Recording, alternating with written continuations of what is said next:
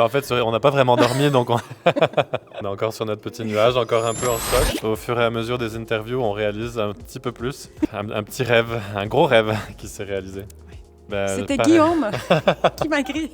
Le chauffeur est en bas, est-ce que tu arrives? Honnêtement, j'ai même pas eu le temps de passer à travers les messages.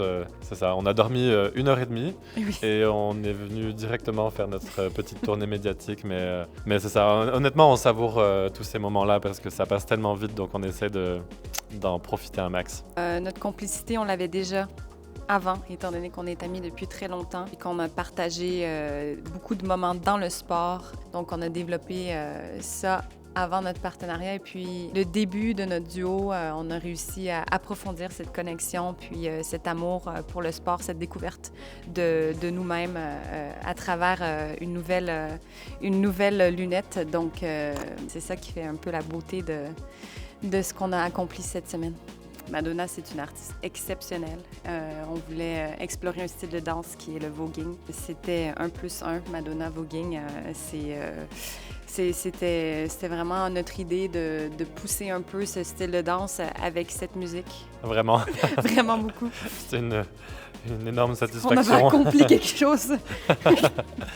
Juste savoir qu'elle a probablement regardé notre performance, c'était vraiment une grande fierté. Ouais. Les deux. Je pense que les Jeux Olympiques, c'est vraiment une compétition très particulière. Il y a un enjeu encore supérieur à toutes les autres compétitions de notre parcours.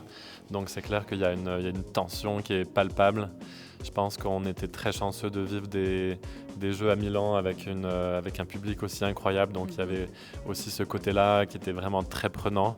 Et je pense qu'on a été capable de se mettre dans notre bulle et de vraiment se concentrer l'un sur l'autre pour vivre ce moment-là ensemble et un peu laisser le public rentrer avec nous dans notre histoire. La bipolarité totale. Je crois que c'est ce qui fait en sorte qu'on peut apprécier aussi nos deux programmes, c'est qu'ils sont très différents l'un de l'autre. Donc, ça nous permet d'explorer différentes facettes de notre côté artistique, de performer différents styles. Ça donne une saveur très particulière. Comme ça. C'est un peu, je sais pas comment dire.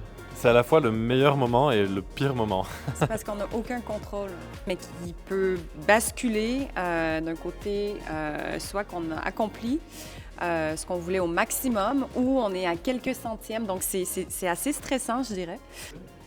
Allez les bleus! Allez les bleus!